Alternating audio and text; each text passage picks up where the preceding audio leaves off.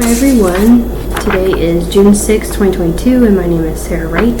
Today I'm going to be talking about the synovial joints and I'm going to be using a chicken leg dissection to talk about the joints, the bones, as well as its contents. So I'm going to adjust the camera. So starting with the bones that make up this joint, we have the humerus up here. This would be attached to the shoulder. So the humerus, we have the ulna and radius, and then down here are the metacarpals and all that other stuff, but we're going to focus on the humerus, radius, and ulna, which are going to make up these joints.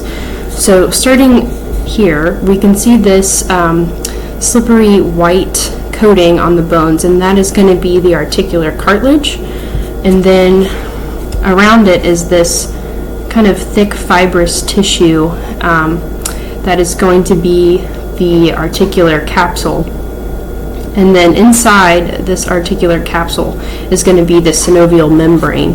And what the synovial membrane is a incomplete layer of fibroblasts, and they are going to secrete what's called synovial fluid. And what synovial fluid does is when this joint is closed, it's going to fill up that membrane and allow for a lubrication effect, which is going to reduce friction of that joint as well as distribute nutrients inside of it.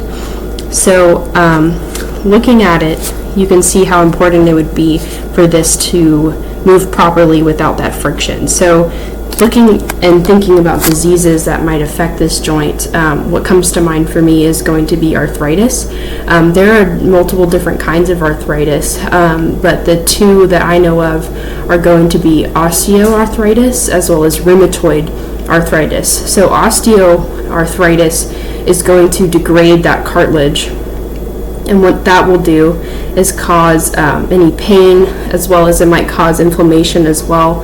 And that just kind of comes with age, with repeated friction and movement and things like that. It's going to degrade that cartilage over time, and that can cause a lot of issues. However, with rheumatoid arthritis, what it is an immune response that's going to cause a chronic inflammation of that synovial membrane.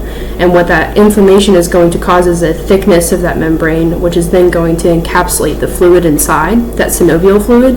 And what that will do is then degrade the articular cartilage. And what that can cause is that stiffness, pain, and often in extreme cases deformity of the joints, which is going to be a huge issue.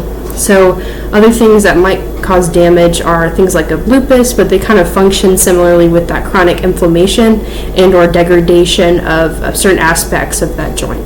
So thank you.